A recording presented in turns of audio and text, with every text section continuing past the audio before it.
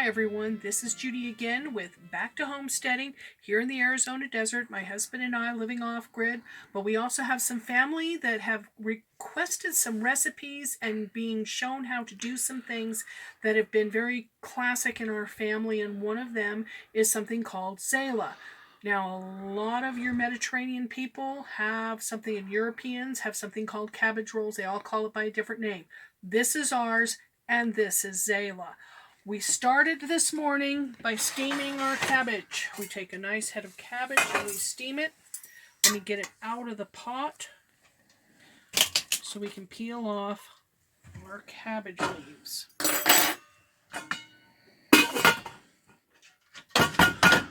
That'll cool off a little bit while we're working with our meat. I'm going to be making a double batch. So I've got 2 pounds of ground beef and 1 pound of ground turkey. You can use ground pork, you can use ground chicken. You're going to add into that 1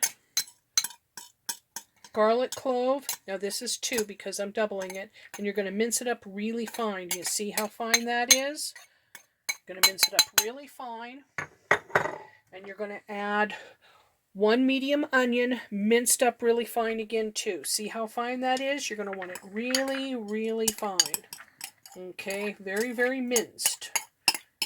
Because it's all going to mix in together. Then you're also going to add 1/2 cup of rice per pound. This is 2 cups of rice. Just plain white rice, not cooked. Okay, and you're going to put in a little bit of pepper. Alright, not too much, but about so. Now we're going to mix this all together.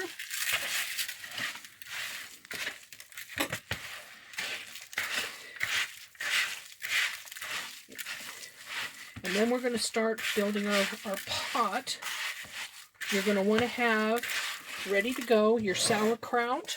We're using sauerkraut that I made myself. Started it earlier in the fall, and it's ready to go. Back in Southern California, where we came from, my Aunt Olga, my grandfather's sister, well, she had like a spring room, cold room, root cellar kind of thing in the back of her house, and she would make sauerkraut every year. And she would get sauerkraut to my mom to make the Zala every year. And so she would have this nice, fresh, wonderful sauerkraut that she would get from Aunt Olga.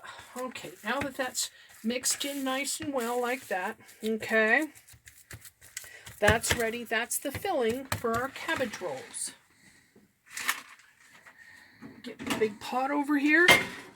Any kind of big pot will do. This is my big Dutch oven, but it's got to be able to be cooked in for several hours. Okay, I'm going to start building my pot by first adding a layer of kraut.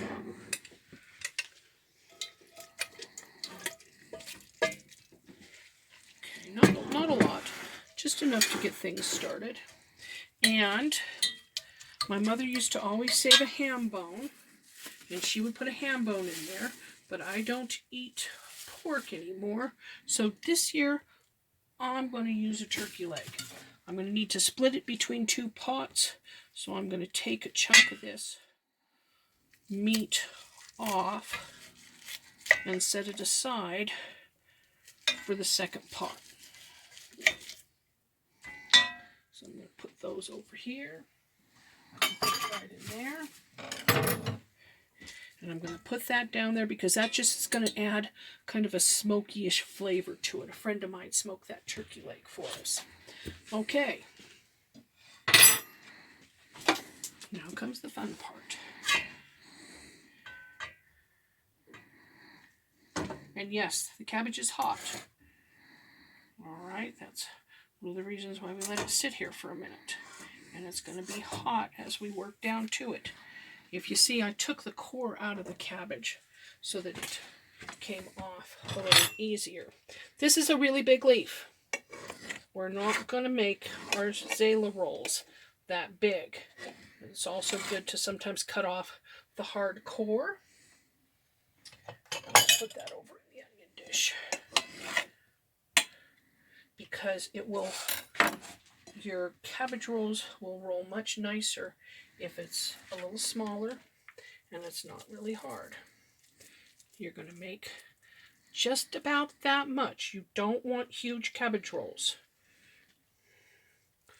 Okay, because if they're too big, then you don't get all the flavor in there that you're going to want. Roll it up like that and just tuck it in. See, just lightly tuck it in. There you go. Have a cabbage roll there. And you just nestle it in there, the bottom of the thing, just like that. Okay. You got your cabbage roll. And yeah, sometimes the leaves are a little funky and you have to kind of work around with it and stuff, but it's okay. They'll hold together enough. Like this one isn't a great one, but that's okay. It's going to get tucked down in here anyway. All right. I'm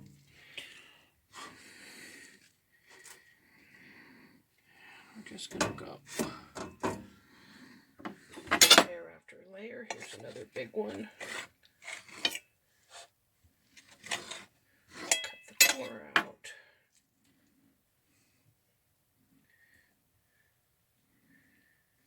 Okay.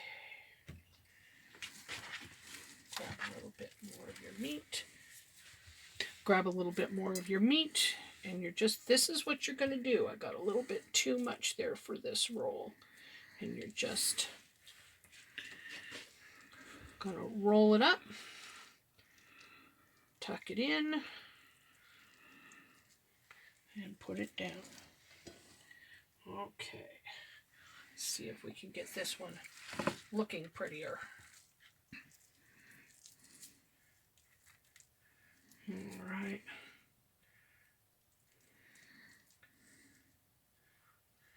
Don't know. So far, my rolls have not looked nice. Grandma would be going, do it again, do it again. Nah, I've done ugly rolls before, and you want to know what? Ugly rolls taste just as good as pretty rolls. And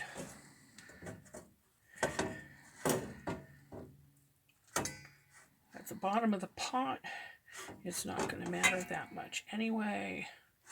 Oh, yes, the cabbage is hot, and it doesn't want to, I can't seem to find the next leaf. Okay, let's go from there. Oh, it's because it was really big. Okay, there's another really big one. Sometimes it's not so good to buy a really big head of cabbage, but it's what I had. Because they get a little bit large. Oh goodness, yeah, that's really a lot of leaf. I'm gonna take some of that off. So let's be making probably a little bit bigger roll this time. All right, there we are. Okay, now that's a pretty one. That one will do. We're just gonna lay it down again. And this is what you're gonna do. Just over and over again, we're gonna make our layer, because it's not just the cabbage and the sauerkraut layered in here. We've got a couple of other things that we're going to add that's going to make it yummy. So, get another leaf. I know this is kind of slow going.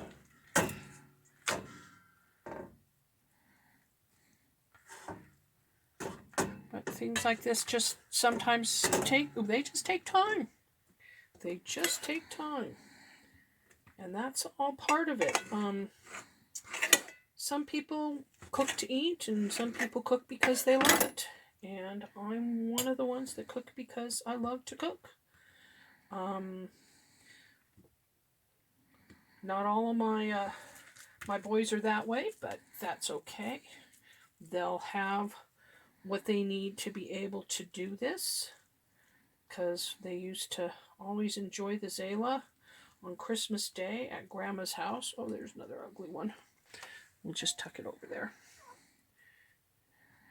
Even my husband Mike, he first heard about it. He really was not a sauerkraut fan, and he's going, "Oh, it's got full of sauerkraut. Oh, I'm not sure I like that." Oh. And I'm like, "That's fine. If you don't like it, that's all right. It can be an acquired taste."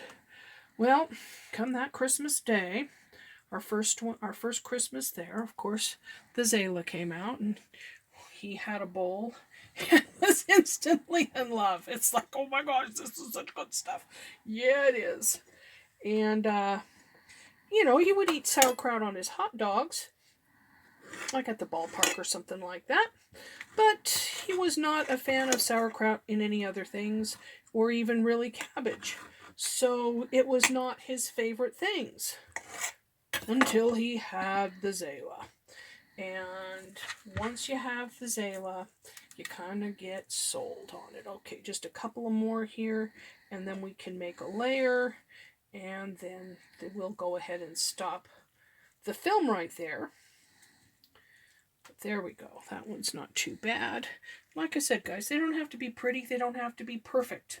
They just need to be meat rolled in a cabbage leaf and tucked in amongst all of the other stuff. And here comes the other stuff. Okay, now that we've got them all down there in the bottom of the pan, we're going to put in more kraut. Okay, don't be shy, and make sure you get the juice in there too, because you're going to want all that juice in there anyway. And then you're just going to layer it in. See, we need a little more. I know you won't be doing your own sauerkraut for almost everybody, but some may. If not, the kind of kraut to get out of the grocery store is going to be the stuff in the jars with plenty of juice. Preferably the glass jars rather than the stuff canned. But I have used both. All right, the next thing you're going to add a little bit is you're going to put some sausages in here. All right, this is just beef polska, the beef smoked sausages that come from Hillshire Farms. Okay, you've got that, and then you're going to want to put a little bit of tomato sauce on it. Just kind of drizzle it about, not a whole lot, just a little bit. There you go. Just adds a little bit of flavor. Okay. And there you have it. I'm going to continue to fill this up. This is going to take probably 2 more rolls of cabbage rolls. Then I'm going to make sure that the water is full to probably about there. Because if I don't have enough juice in the kraut, I'm going to add water. And then I'm going to put it on a low heat and simmer it for, like I said, 4 to 6 hours. Once it's done, we'll be back and I'll show you what it looks like at the end. So thank you for watching. That is Zala, and happy rolling with the cabbage. Thanks now. Bye-bye.